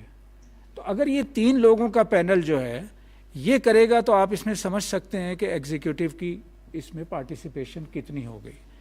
اچھا, یہ جس سیشن میں فیصلہ ہوا اس سیشن کی بھی خاص بات ہے, اور وہ یہ ہے کہ یہ پارلیمنٹ کا ونٹر کا سیشن تھا جس میں 146 لوگوں کی ممبرشپ جو ہے وہ سسپینڈ ہوئی ہوئی تھی.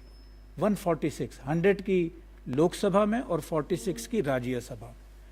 اس کا مطلب یہ کہ کوئی بھی قانون سازی جو ہے وہ زیادہ شور شرابے کے بغیر ہو سکتی ہے, کیونکہ 150 کے لوگ تو آپ نے نکال دی باہر.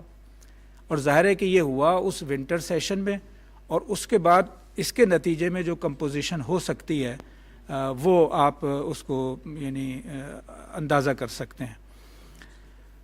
اچھا جناب, جو اگلی چیز جس کی جانب آپ نے بھی اشارہ کیا ایمبیسیڈر صاحب, یہ آپ کو اس میں زیادہ کلیئر فگر نظر آ جائیں گی کہ 2022 اور 23 میں جو الیکٹورل بانڈ کی فنڈنگ ہے وہ 719.86 انڈین روپیز ہیں کروڑ, جو بی جے پی کو ملے ہیں, اور اس کے مقابلے میں انڈین نیشنل کانگریس کو ملے ہیں 79.92 کروڑ.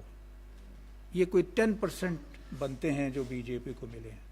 ظاہر ہے یہ جو ویلتھ اینڈ کنیکشن کا لفظ ایمبیسیڈر صاحب آپ نے استعمال کیا تھا, تو وہ یہاں سے نظر آتا ہے کہ یہ ویلتھ پھر آگے کیسے استعمال ہوتی ہے. اور وہ جو ہم نے بات کی کئی فیزز میں کیوں ہوتے ہیں, کئی فیزز میں ہونے کا واضح طور پہ مطلب یہ ہے کہ جس کے پاس پیسہ زیادہ ہوگا وہ 1.5 مہینے کی کمپین کر سکے گا اور وہ اس طرح سے ملک بھر میں بھاگ دوڑ کر سکے گا. یہ اگر پیسہ آتا کہاں سے ہے, تو جیسا کہ یہاں ذکر ہو گیا, کارپوریٹ سیکٹر ہے جس نے کنٹریبیوٹ سب سے زیادہ کیا ہے, اور سب سے زیادہ کیا, یہ تقریباً کوئی 3/4 سے بھی زیادہ اس نے کیا ہے, اور اس اعتبار سے وہ جو بگ بزنس ہے وہ بی جے پی کو سپورٹ کر رہا ہے. پھر یہ اصطلاح کسی نے استعمال کی اور مجھے تو اچھی لگی کہ ٹیکس ٹیررزم, یعنی کانگریس کے بینک اکاؤنٹس تو جو ہیں وہ فریز ہو گئے تھے اس موقع پہ, یعنی الیکشن کے دوران, اور دوسری جانب جو ہے کہ 95% of the cases filed by central probe agencies were against opposition leaders. تو 95% ڈیورنگ 2014 to 2024, وچ مینس کہ باقی تو کوئی ملک میں سارے کے سارے لوگ بہت اچھے ہیں. سول سوسائٹی کا بڑا ذکر ہوتا ہے آج کل دنیا بھر میں, اور ظاہر ہے اس کی اہمیت بھی ہے, اور بہت سے لوگ اچھا کام کر رہے ہیں. ہم نے بھی بعض چیزیں جو تیار کی ہیں اسی کی مدد سے کی ہیں, لیکن اس عرصے میں 17,000 CSOs جو ہیں وہ عملاً بین کر دی گئی ہیں, جو 2015 سے 2022 کا, اور اس میں بڑے بڑے نام بھی شامل ہیں جن کو دنیا بھر میں بہرحال ایک ایکسیپٹنس حاصل ہے, آکسفیم کا, ایمنسٹی کا, گرین اسپیس وغیرہ کا.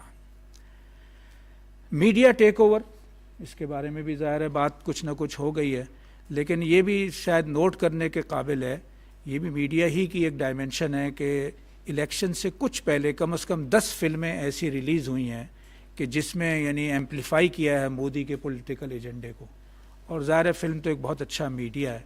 Tycoons close to prime minister Modi are taking over news outlets, یہ سب میں ڈیٹیلز یہاں پہ اس معنی میں نہیں دیں کہ یہ ڈیٹیلز تلاش کرنا مشکل نہیں ہے, لیکن یہاں پہ یعنی ریفرنسز میں نے شامل کیے ہوئے ہیں.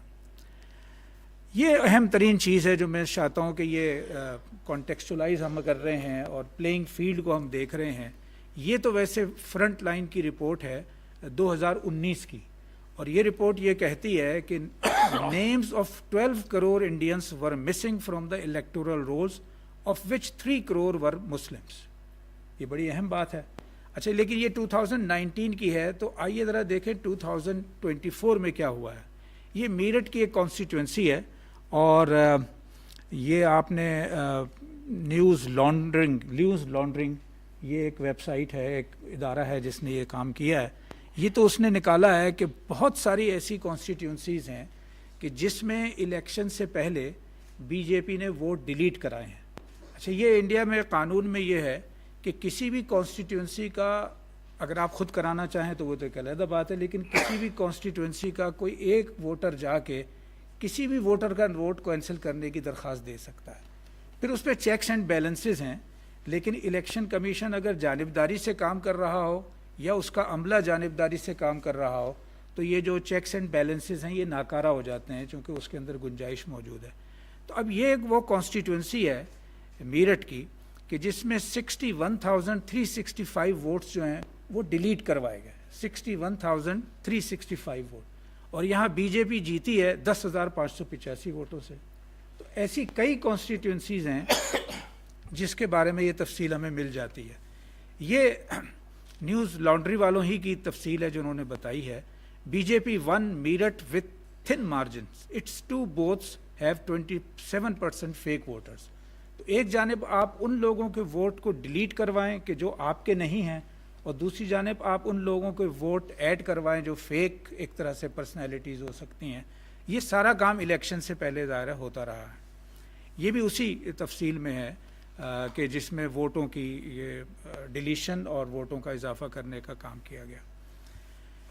اب اگر ہم اس میں چلیں کہ آگے ہمیں کیا کرنا ہے, تو جیسے اور دوستوں نے بھی کہا ہے, میں بھی اس میں اضافہ یہی کرنا چاہوں گا کہ ہم یعنی اس کو ایک کلچر بنانے کی کوشش کریں. ایک کلچر یہ کہ ریسرچ نام ہے الٹیمیٹلی کوئی سالڈ چیز پروڈیوس کرنے کا, اور وہ سالڈ کے پیچھے ایویڈنس بھی ہونی چاہیے, ڈیٹا بھی ہونا چاہیے.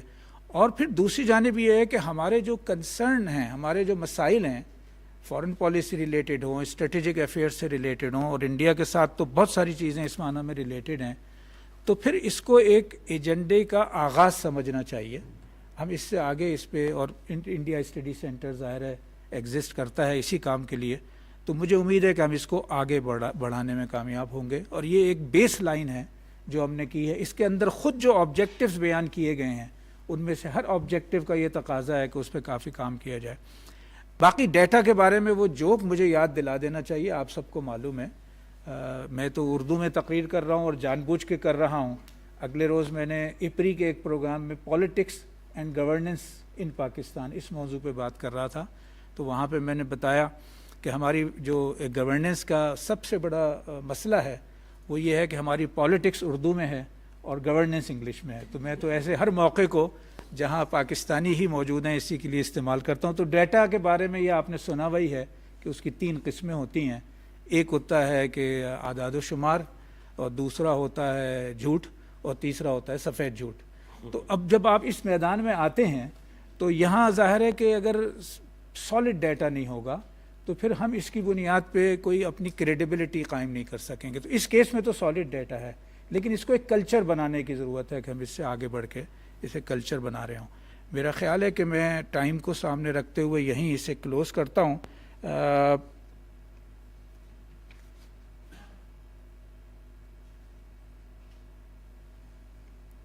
بہت شکریہ, بہت مبارک ہو آپ کو, اور مجھے امید ہے کہ انشاءاللہ ہم سب مل کے اس طرح کے موضوعات پہ کام کو اور آگے بڑھا سکیں گے. بہت شکریہ سر. آلدو ہمیں 2 بجے ایک اور بھی ان ہاؤس میٹنگ کرنی ہے, بٹ اسٹل ہم 2 سے 3 کویشچنز لیں گے. سو پلیز اپنے آپ کو آئیڈینٹیفائی کریں اور شارٹ ایک کویشچن یا کامنٹ جو بھی ہے آپ کا وہ ضرور کریں, اور آئیڈینٹیفائی کریں کہ آپ کا کویشچن کس طرف ہے. سو کوئی ہے جو کویشچن کے لیے؟ جی please.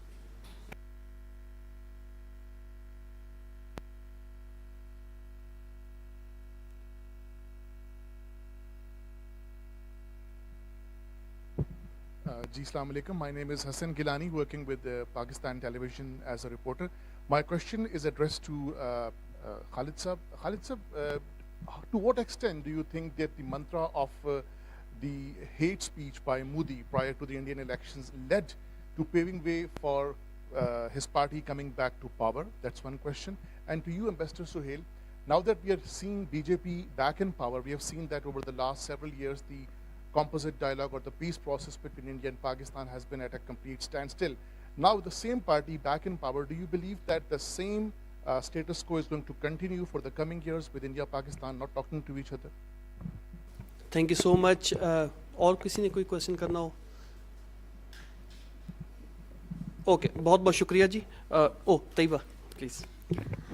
Assalamu alaikum everyone. I am Tayyaba Khurshid, Research Officer at Center for International Strategic Studies, Azad, Jammu and Kashmir. Sir, I just wanted to highlight, as ma'am has also mentioned, that obviously domestic politics is the reflection of, foreign policy as well.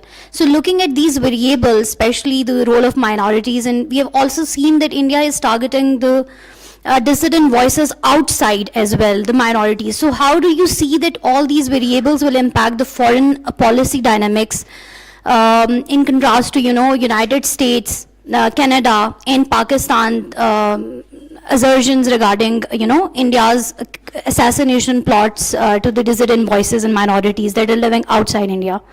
Thank you. Thank you so much. Anyone else? Ji. Assalamu alaikum. Abdullah Shad. میں یہ it's more of a suggestion کہ ہم دیکھتے کہ جس طرح be J پی اور R S S ان کا گٹ چوٹ چڑھ رہا تھا, اور اب بی جے پی نے 3-4 مہینے پہلے اس موو کو کیا تھا کہ 1 نیشن 1 الیکشن کی جانب ہم جا سکیں, اور ان کا یہ الٹیمیٹ گول ہے کہ ہم بائی 2029 یہ کریں کہ ساری اسٹیٹس کے اندر اور سینٹر کے اندر ایک ساتھ الیکشنز ہو. کیونکہ ان کا یہ کہنا ہے کہ اسٹیٹس کے ووٹر کی لسٹ علیحدہ ہے, بالکل اسٹیٹس کے پاس ہے وہ, اور نیشنل ووٹر لسٹ علیحدہ ہے, تو ان کا کوئی کمبائنڈ سسٹم نہیں ہے. اور اسی کے ساتھ ساتھ بی جے پی کے جتنے بھی ایجنڈاز تھے, جب ہم نے دیکھا 1985 کے اندر ان کا پہلا مینیفیسٹو آیا تھا, اس کے اندر 3 پوائنٹس تھے. ون واز کہ بابری مسجد کی جگہ رام مندر کا قیام, آرٹیکل 370 کا خاتمہ, اور یونیفارم سول کوڈ. اور ابھی یہ جنوری کے اندر اتراکھنڈ کے اندر یونیفارم سول کوڈ لاگو کر دیا گیا. اس کے ساتھ وہ گجرات میں اس طرف موو کرنے لگے ہیں, اب مدھیہ پردیش میں, راجستھان میں, اور ان اسٹیٹس کے اندر انیشلی اس کو لاگو کیا جائے گا. تو جس طرح پہلے یہ وقف بورڈ کی بات ہو رہی ہے, بی جے پی کی کئی ایسی ساری پالیسیز بھی ہیں شاید جس کے اندر وہ ایک ایشو کو سامنے رکھتے ہیں اور اس کے بیک گراؤنڈ کے اندر باقی ایشوز کے اوپر وہ کام کرتے رہتے ہیں. جس طرح پہلے یہ خبریں آئیں کہ پہلے 100 دنوں کے اندر بی جے پی کو 3 سے 4 بلز کے اوپر بیک پہ جانا پڑا تھا. پہلے وہ فارمرز والے قوانین کے اندر بھی کہہ رہے تھے کہ ہم نے کرنا ہے, اس کے بعد براڈ کاسٹ بل کا ایک آیا تھا, اس کے بعد جب وقف بورڈ کا پہلی بار آیا تھا تو اسے ٹھنڈے بستے میں وقتی طور پہ ڈال دیا گیا تھا. لیکن ابھی ہم نے دیکھا ہے کہ وہ دوبارہ اس کی طرف انہوں نے پیش رفت کر کے ابھی 13 جنوری سے جو مہاکمبھ کا میلہ شروع ہو رہا ہے وہاں پہ, اس کے اندر بھی یہی کہا جا رہا ہے, بحث چل رہی ہے کہ وہ جس زمین کے اوپر کیا جا رہا ہے وہ وقف بورڈ کی زمین ہوگی, لیکن اس کے اندر اس پوری باڈی کے اندر کوئی مسلم نہیں ہے, بلکہ ایک طرح سے انہوں نے ساری لینڈ بھی گریب کرنے کی بات کی ہے. جیسے آپ نے بات کی تھی کہ بلڈوزر چلائے جاتے ہیں, اور جو اتر پردیش کے وزیر اعلیٰ ہیں یوگی آدتیہ ناتھ, وہ تو فخر سے خود کو بلڈوزر بابا کہلواتے ہیں, ان کے تمام پوسٹرز کے اوپر یہی لکھا ہوا تھا.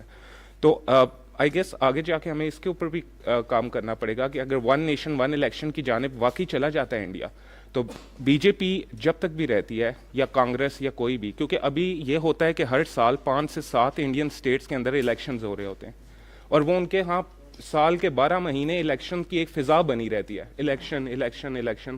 اور اس کے اندر وہ ظاہر سی بات ہے ان کے پاس 2 آسان منتر ہیں, ایک پاکستان بیشنگ کر لیں, ایک آپ اپنے ہندوتوا ایجنڈے کی بات کر لیں. جس طرح کاسٹ کے اوپر بات کی گئی تھی ابھی پیچھے, امت شاہ نے جب وہ انڈین کانسٹیٹیوشن کے 75th کمیموریٹنگ ڈے تھا, اس کے اندر انہوں نے کہہ دیا غلطی سے امبیڈکر کے بارے میں حد تک میز کلمات کہہ دیے تھے. اس کے بعد سے انڈیا کے اندر 300 سے زائد جگہوں کے اوپر منو سمرتی کو جلا دیا گیا.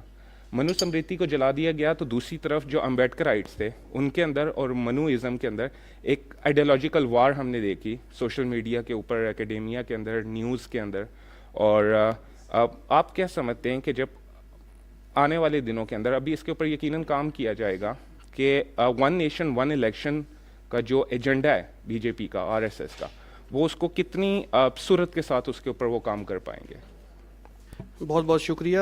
میں ریکویسٹ کروں گا خالد رحمان صاحب سے کہ وہ سوال کا جواب دیں جو انہوں نے بات کی منترا آف ہیٹ اسپیچ.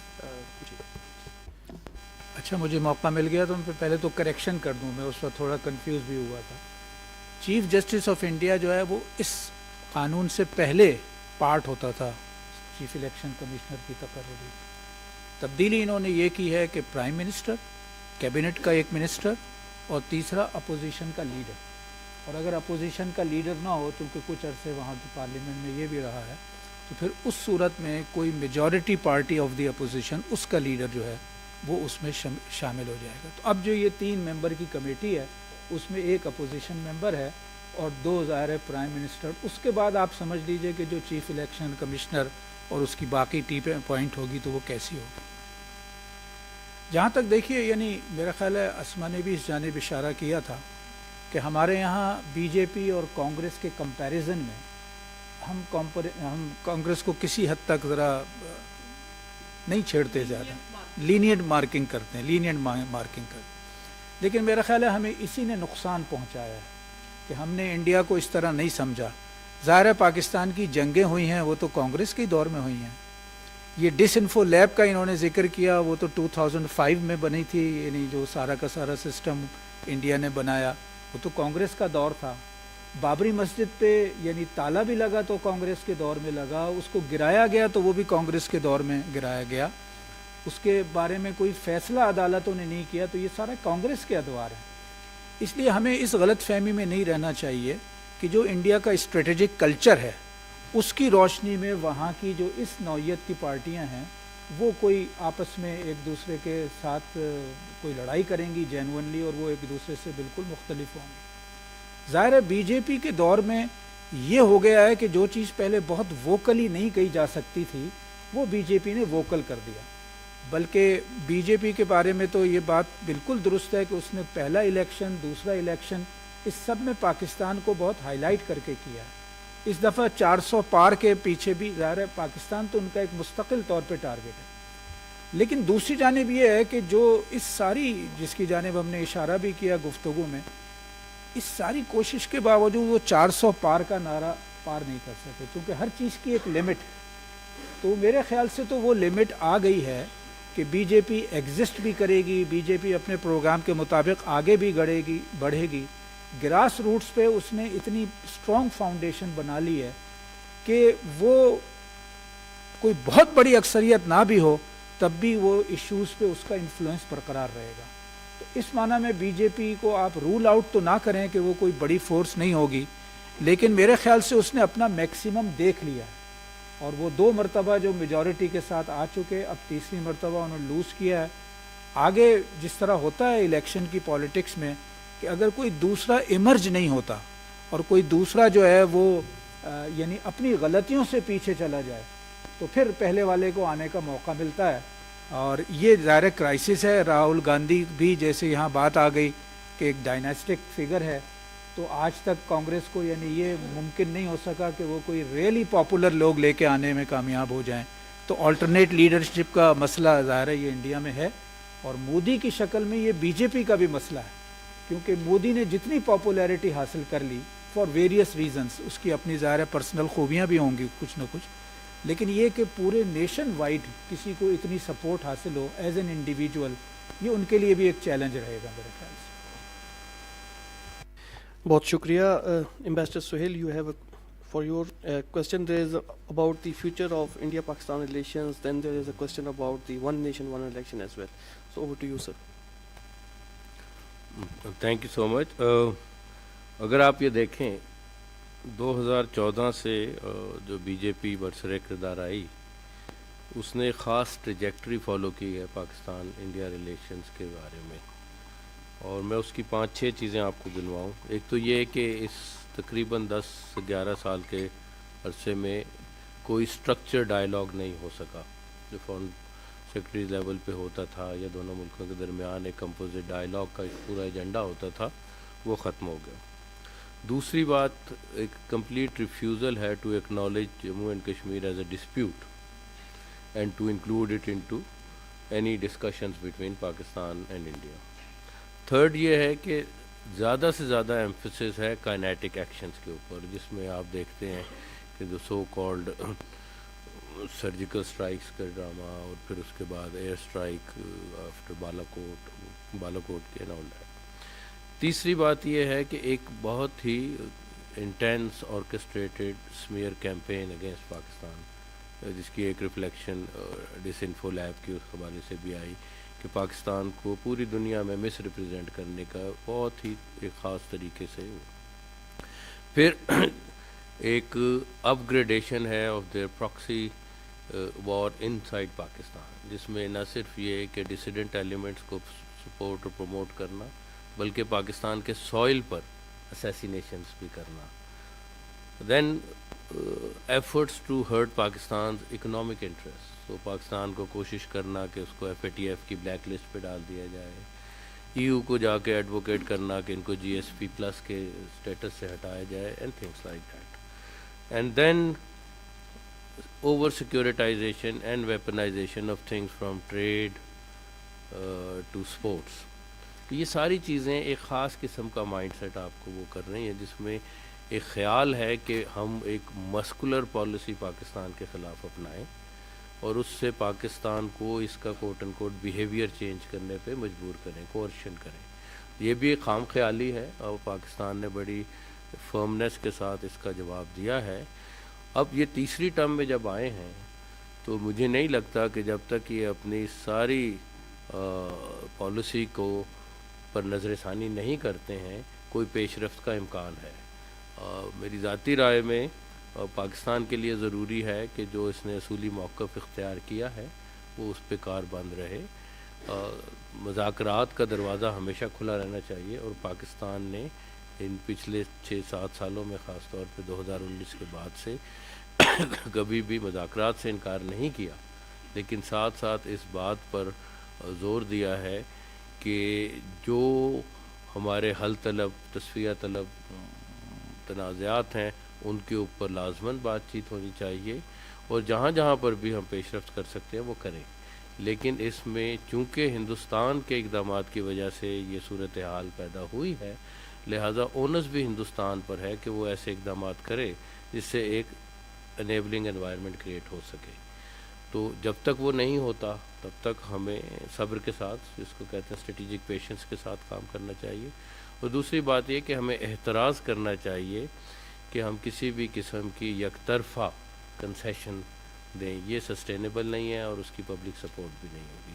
ہمیں ایسی صورتحال میں مذاکرات پر آمادہ رہنا چاہیے اور ہونا چاہیے کہ جس میں کشمیر جو ہے وہ ایک سینٹرل ایشو کے طور پہ، ڈسپیوٹ کے طور پہ ڈسکس ہو اور باقی معاملات پہ گفتگو. Thank you. عبداللہ، میرے خیال سے جو آپ نے بات کی نا ون نیشن ون الیکشن کی، اور پھر اس کو خود آپ نے ہی بیسیکلی رائٹلی پوائنٹ آؤٹ کر دیا کہ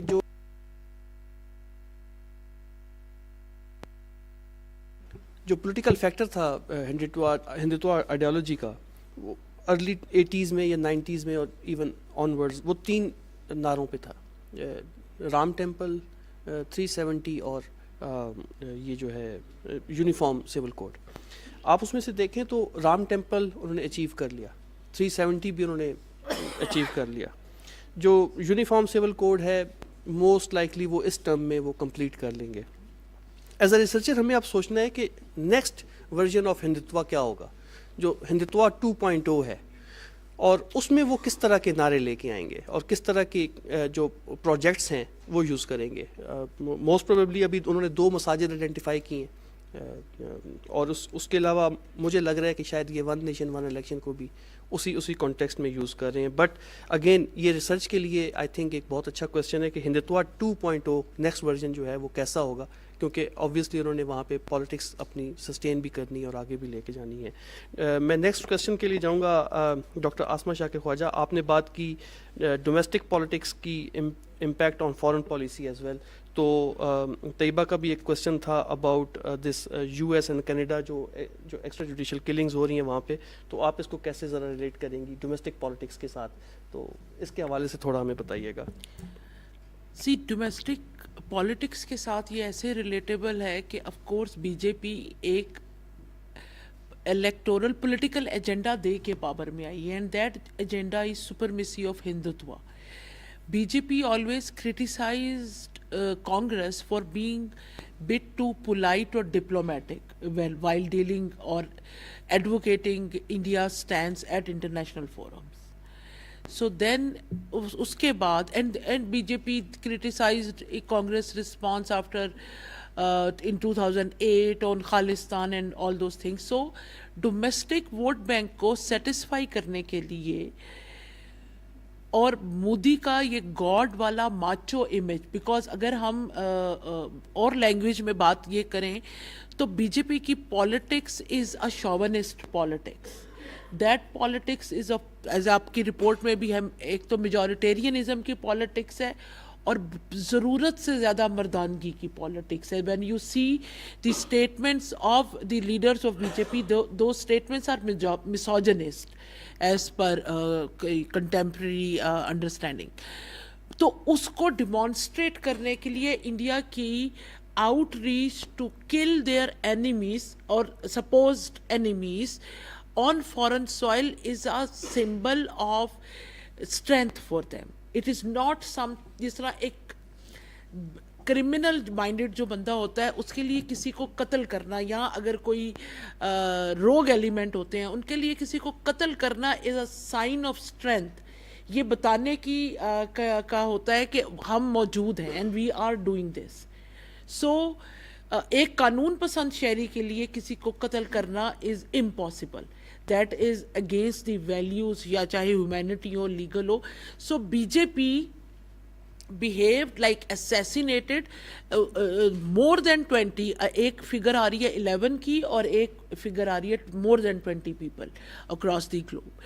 So یہ فورن سوائل پہ یہ حرکت کر کے انٹرنیشنلی انڈیا کے لیے چیلنجز کریٹ کرنے کا، کہ وہ انڈیا کا جو دیکھیں آپ بی بی سی کی رپورٹ آئی، ڈی ڈبلیو کی آئی، یہ کوارڈ کی، یہ جو ان کے انٹیلیجنس ایجنسیز کا الائنس تھا کینیڈا، امریکہ اور آسٹریلیا، ان کی رپورٹ آئی، and all these things. So وہ چیلنجز کا سامنا کیا گیا only to present that macho image in front of their public vote bank. मगर definitely मैं हमेशा कहती हूँ कि जब हम cost benefit analysis करते हैं तो cost सिर्फ financial नहीं होती. That is reputational cost, that is financial cost, social cost, political cost. और इन इकदामात ने, और जिस तरह अरुंधति राय को मैं कोट करूंगी, वो कहती हैं कि बीजेपी की आइडियोलॉजी नाजीज़म से मुतासिर है.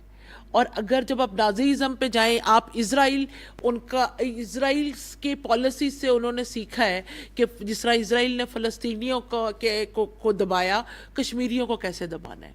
सो ये जो, और हमें पता है कि एक्स्ट्रा टेरिटोरियल किलिंग्स में इज़राइल और यूके ये ममालिक इन्वॉल्व रहे हैं. सो ये भी मोदी साहब या बीजेपी ने एक तरह से वो पॉलिसी को उठाया, जिस तरह कलेक्टिव पनिशमेंट को उठाया और एक्स्ट्रा टेरिटोरियल किलिंग्स को लिया, ताकि डिमांड्स अपने दुश्मन के दिलों पे खौफ पैदा कर सके. और यहाँ पे ये बात चाहे ज़रूरी है बताना या नहीं बताना, मगर ऐसे लोग, मैं लोगों को जानती हूँ जो इंडिया पे काम करते हैं और vocally they are critic of India, but now they are also afraid and concerned about their life, because उनको लगता है कि इंडिया या वो लोग उनको कत्ल करवा देंगे.